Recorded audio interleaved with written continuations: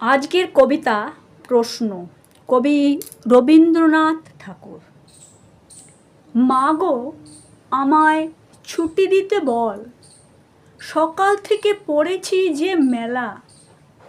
এখন আমি তোমার ঘরে বসে করব শুধু পড়া পড়া খেলা।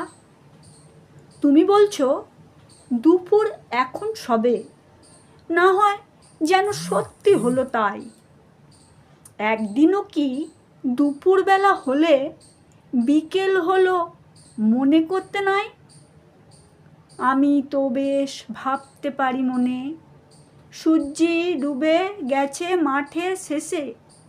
বাগদি বুড়ি চুবড়ি ভরে নিয়ে শাক তুলছে পুকুর ধারে এসে।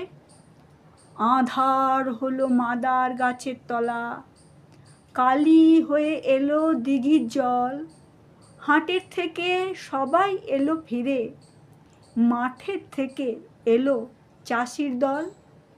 মনে কর না উঠলো সাজের তারা, মনে কর না সন্ধে হলো যেন।